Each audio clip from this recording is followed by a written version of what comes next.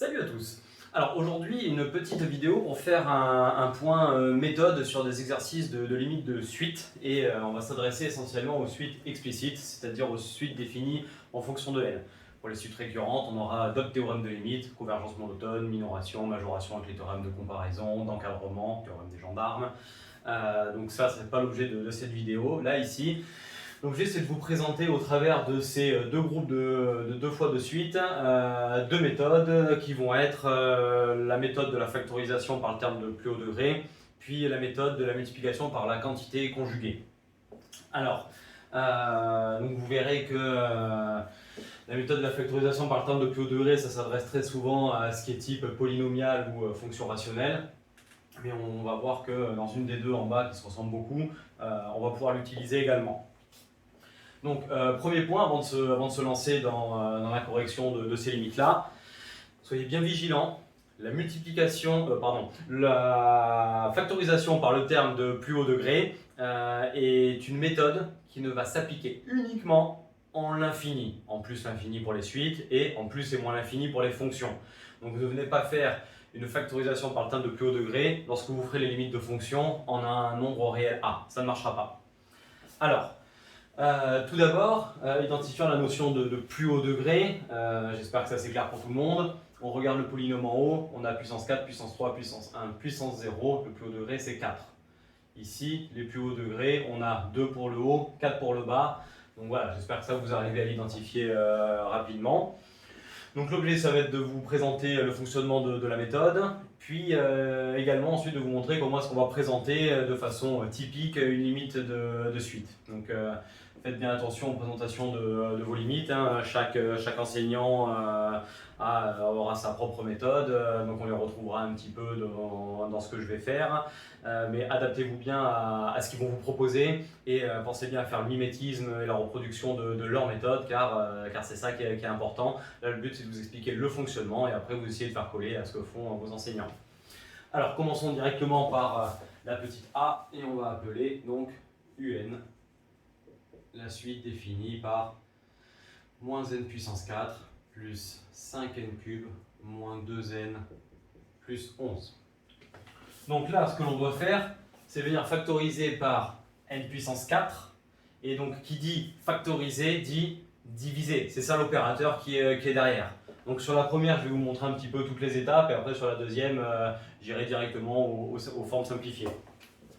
Donc tout d'abord, on factorise par n puissance 4, il me reste moins 1, plus 5n puissance 3 sur n puissance 4, moins 2n sur n puissance 4, plus 11 sur n puissance 4. Alors surtout, on ne s'arrête pas là, puisque dans chacun des cas ici, on va se retrouver avec un problème. Donc on rembobine un petit peu. Pourquoi est-ce qu'on fait maintenant la factorisation par le terme de plus haut degré?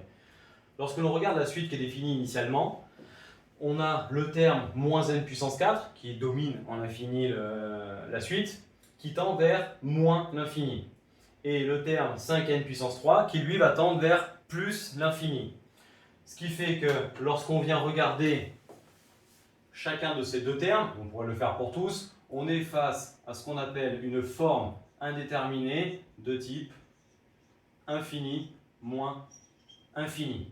Et ça, vous avez vu dans les tableaux présentés sur les limites de somme, produit et quotient, qu'il existe 4 formes indéterminées qui sont infini moins infini, 0 fois infini, infini sur infini et 0 sur 0. Donc, la forme initiale présentée fait apparaître la première forme indéterminée, infini moins infini. Si on en reste là, ces deux termes ici font apparaître le terme infini sur infini. À savoir qu'il y a des infinis qui sont entre guillemets plus gros que d'autres, mais il faut le faire apparaître. Donc, pour le faire apparaître, on va simplifier, vu que c'est tout en produit là-dedans, on va pouvoir simplifier les puissances de n et avoir une forme qui va lever les infinis sur infini dans ces deux cas-là. Donc maintenant, on simplifie. N puissance 4, facteur de moins 1, plus 5 sur n, moins 2 sur n cube, plus 11 sur n puissance 4. Ceci étant fait, Maintenant, on va pouvoir passer à la limite et faire appel aux limites des suites usuelles que vous connaissez en faisant appel simplement à vos fonctions de référence que vous avez connues depuis la seconde et en première. Donc maintenant, on regarde bien que tous ces termes-là ne présentent plus aucun souci. 5 divisé par l'infini, ça tend vers 0. Moins 2 divisé par l'infini, 0 également. Et 11 divisé par l'infini, également, ça va tendre vers 0. Donc on a 3 termes ici qui tendent vers 0. Ce nombre moins 1 est une constante, donc il reste moins 1 tout le temps. Ce qui fait que toute la parenthèse tend vers moins 1. Mais on va le noter. Et on cite toutes les limites. Limite de 5 sur n, parce que n tend vers plus l'infini, égale limite de moins 2 sur n cube, en plus l'infini, égale limite de 11 sur n puissance 4, lorsque n tend vers plus l'infini, égale 0. Donc, et là on a une somme, par somme,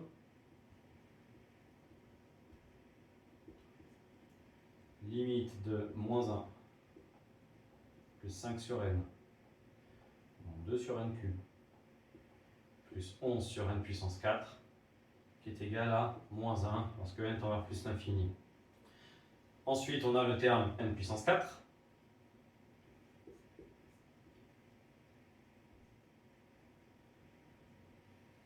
N puissance 4 en plus l'infini, ça tend vers plus l'infini. Ces deux termes-là, la parenthèse n puissance 4, sont multipliés. On dit par produit.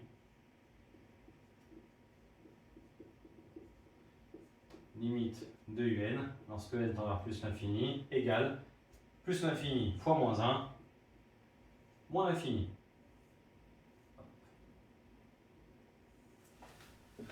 Donc, on a déterminé la limite de la suite un et on a levé la première forme indéterminée, la deuxième qui apparaît ici, par la méthode de la factorisation par le terme de plus haut degré. Alors oui, je sais, ça peut paraître un petit peu chiant à présenter, surtout si on arrive vraiment à identifier rapidement la limite. Mais si vos enseignants la présentent comme ça, présentez-la comme ça. C'est le seul moyen que vous ayez pour arriver à vous en sortir dans vos devoirs. Je vais quand même vous montrer une méthode qui peut être acceptée par certains. Et là, dans ce cas-là, c'est parfait parce que c'est beaucoup plus simple. Je vais la détailler très rapidement en bas. Vous allez voir, elle est vraiment très simple. Faire un petit trait. Et on peut marquer tout simplement que la limite de un, lorsque n tend vers plus l'infini, on identifie le terme dominant qui est moins n puissance 4. Et bien c'est limite de moins n puissance 4 lorsque n tend vers plus l'infini et c'est égal à moins l'infini. On arrive évidemment au même résultat. Faites bien attention à cette méthode. S'ils n'en veulent pas, ne la faites pas. Alors, oui, c'est comme ça qu'on vous la ferait dans le supérieur. On obtient le même résultat, mais ça ne sert à rien de jouer celui qui, moi je sais, j'ai vu, ça ils s'en foutent. Comprenez bien que si vous apporte cette méthode, c'est qu'il y a bien une bonne raison, c'est la démonstration de cette domination de n puissance 4 sur les autres termes. Cette méthode-là, en fait, elle repose là-dessus tout simplement, quoi. Donc ça sera à vous de vous adapter à ce que vos enseignants demandent. Alors maintenant, on va regarder la B, qui sera exactement dans le même type.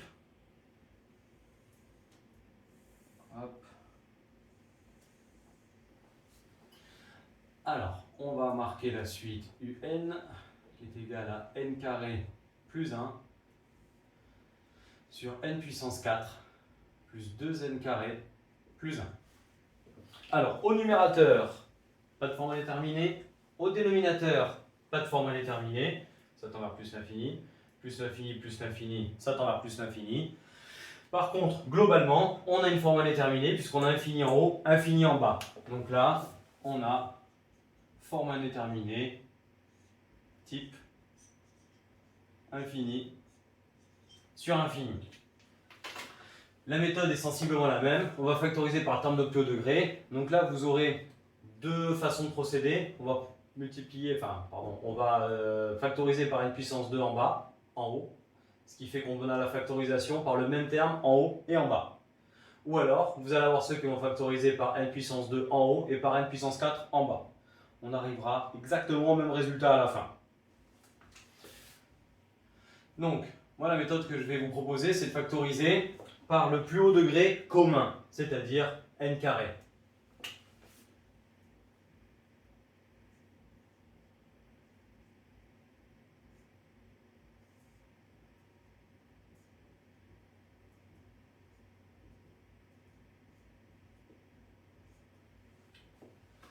Comme tout à l'heure, à cet endroit-là, mais ici on a toujours un quotient avec infini sur infini. Pensez systématiquement à simplifier ces factorisations une fois qu'elles sont faites. Sinon, vous n'aboutirez pas.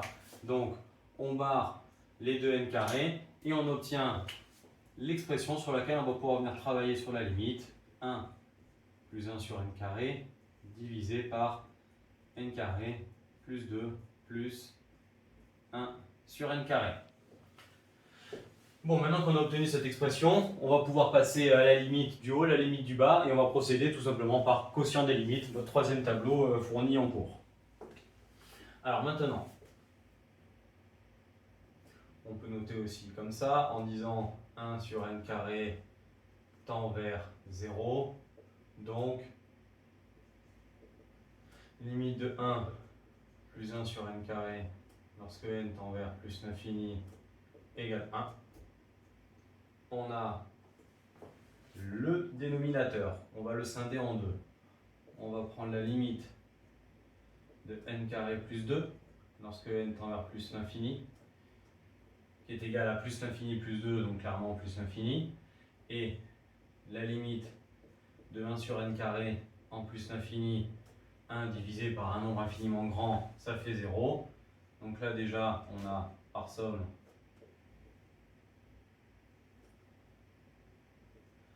limite de n carré plus 2 plus 1 sur n carré qui est égal à plus l'infini, lorsque n tend vers plus l'infini. Donc on a 1 en haut, plus l'infini en bas, 1 divisé par l'infini, donc 1 c'est lui, plus l'infini c'est lui, 1 divisé par un nombre infiniment grand, ah ça fait 0. Donc, par quotient,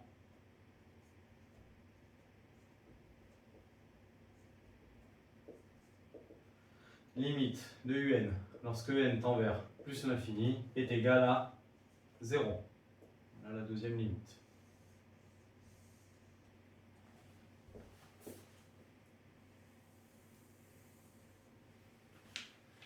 Donc on vient de voir au travers de ces deux premiers exemples la méthode de la factorisation par le terme de plus haut degré avec un simple polynôme et avec une fonction rationnelle, que ce soit une suite, où on factorise par le plus haut degré commun en haut et en bas.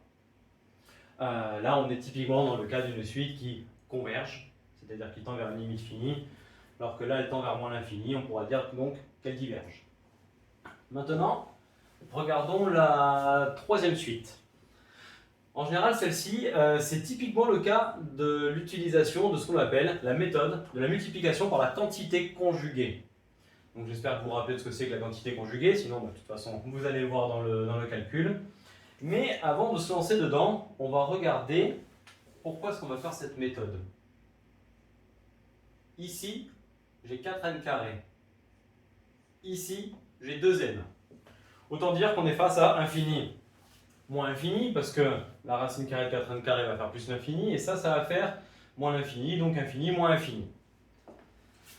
Lorsque je regarde les termes dominants, si j'applique la même méthode que l'on a faite ici ou ici, on va passer de infini moins infini en factorisant par n carré dans la racine. Donc il va me sortir n en dehors. Lorsque je vais factoriser ensuite par n, je vais me retrouver avec racine de 4, donc 2, moins 2, et 2 moins 2 ça fait 0, avec le n en facteur qui sera devant, ça fera infini fois 0 et j'aurai la troisième forme à déterminer. Je vous invite vraiment à essayer de le faire, à factoriser d'abord par le terme de plus haut degré, pour vous prouver et pour montrer pourquoi est-ce qu'on va faire la multiplication par la quantité conjuguée. Donc tout simplement parce que la factorisation par le terme de plus haut degré n'aboutira pas ici. Donc on va faire directement la bonne méthode. On va prendre la suite un et on va multiplier par la quantité conjuguée de cette expression, c'est-à-dire par racine de 4n carré plus 1 plus 2n. Et vu qu'on va multiplier la suite par cette expression, on va multiplier au numérateur et au dénominateur. On n'a pas le droit de changer les valeurs de la suite. Donc il faut la multiplier par 1, donc par une fraction du même numérateur divisé par le même dénominateur. Alors ça fait racine de 4n carré plus 1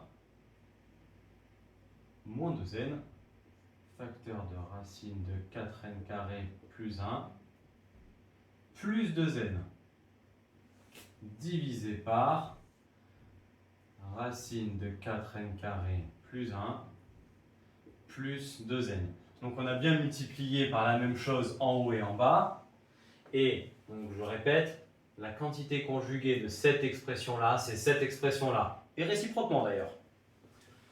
Donc quel est l'intérêt à ça? C'est que déjà on voit qu'au dénominateur, on a fait apparaître infini plus infini et non plus infini moins infini comme on avait ici. Et en haut, avantage de la quantité conjuguée, c'est qu'on a a moins b, facteur de a plus b. Donc a carré moins b carré. Ça dégage la racine carrée. Donc 4n au carré plus 1 moins 4n au carré divisé par racine de 4n carré plus 1 plus 2n. Et magie, les 4n carrés, ils dégagent. Donc pratique, on n'a plus que 1 en haut.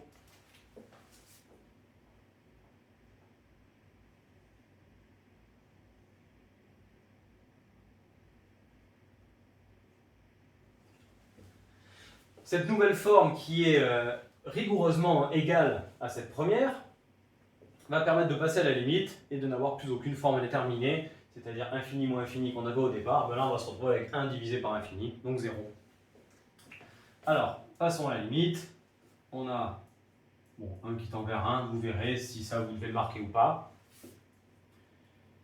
Puis, limite de racine de 4n carré plus 1 lorsque n tend vers plus l'infini, c'est égal à plus l'infini. Alors vous verrez que ce type de limite, lorsqu'on fera les fonctions, dans les ressources nous on présente, je vous le présente directement dans les suites. Et ça en fait derrière il y a ce qu'on appelle une notion de composition des limites. Je m'étale pas longtemps là-dessus, on y reviendra plus tard.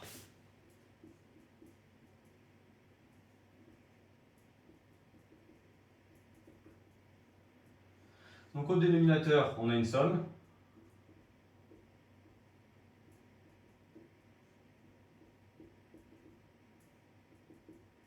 Qui me donne plus l'infini, c'est infini plus l'infini. Et en haut, on a 1 divisé par l'infini, ça fait 0, et là c'est par quotient.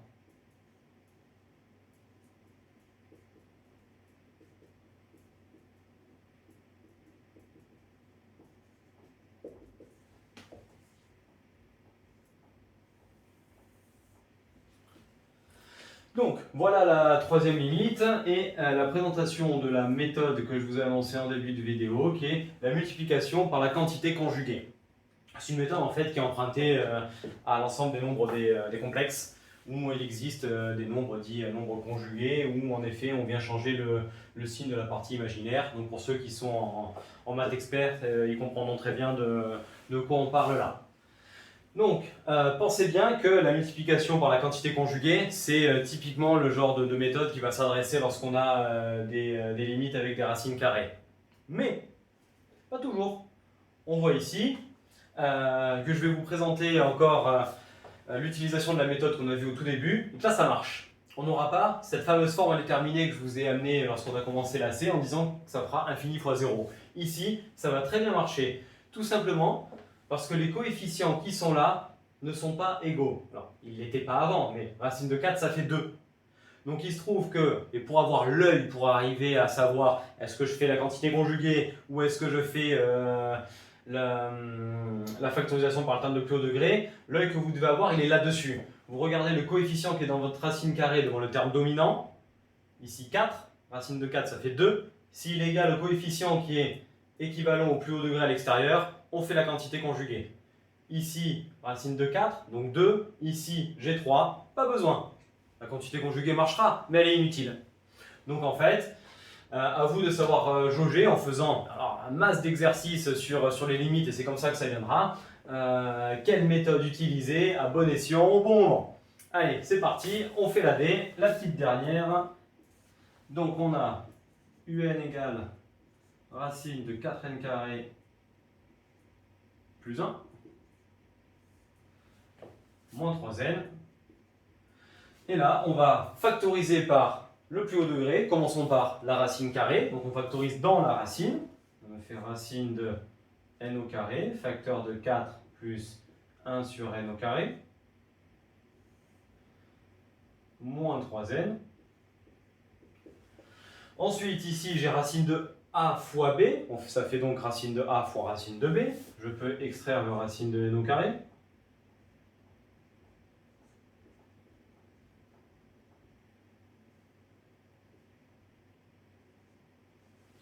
Et là, soyez vigilants à nouveau. Racine de n au carré. Dans les suites, ça n'a aucun impact. Par contre, dans les fonctions, lorsque vous aurez racine de x au carré, il faudra faire attention. Puisque racine de n au carré, ça fait valeur absolue de n, qui peut valoir n si n est positif, et moins n si n est négatif. N étant un antinaturel, il tend en plus de ça vers plus l'infini, donc évidemment, ça fera n. Mais dans les fonctions, il faudra faire attention. Ne prenez pas pour acquis le fait que racine de x carré, ça fasse x. Ça, c'est faux, hein. Alors, on continue le calcul. Je vais quand même vous faire la petite étape avec le valeur absolue de n, histoire que vous l'intégriez.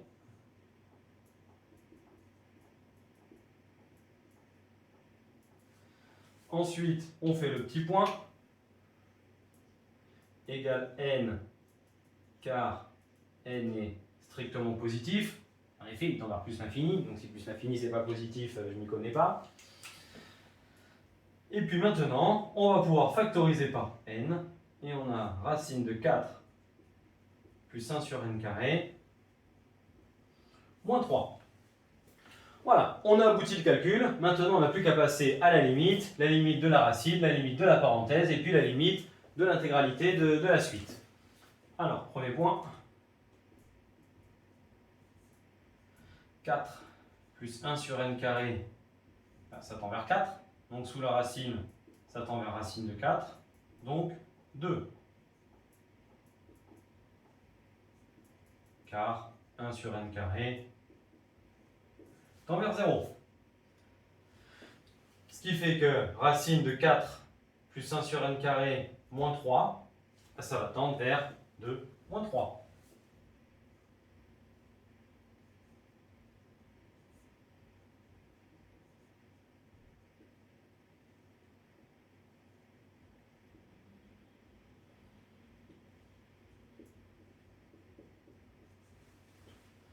Il ne nous reste plus qu'à traiter le n.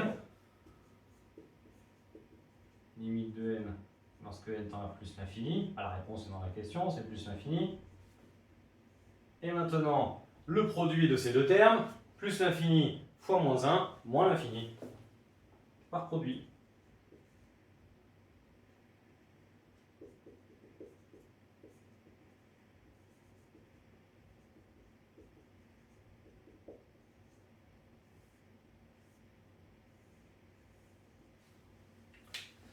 Voilà, donc on vient de voir à l'instant 4 limites pour vous présenter deux méthodes. Ce sont les deux méthodes que vous verrez dans les limites de suite, donc définies de manière explicite. Méthode de la multiplication par la quantité conjuguée pour la C et de la factorisation par terme de plus haut degré pour les A, B et D. Les C et D étaient vraiment là pour vous montrer que, pas parce qu'il y a une racine, qu'on fait la quantité conjuguée. Donc on retient bien ça. C'est par rapport à la valeur des coefficients que l'on peut voir dans la racine et en dehors de la racine. Donc voilà, petite présentation des limites. Donc j'espère que vous avez compris ça, que ça va vous aider à mieux faire vos exercices de limites de suite à venir. On en fera d'autres hein, pour vous présenter d'autres techniques de limites, hein, les théorèmes de comparaison, des gendarmes, dont je vous parlais en début de vidéo, qui peuvent s'adresser d'ailleurs aussi bien aux suites explicites qu'aux suites récurrentes.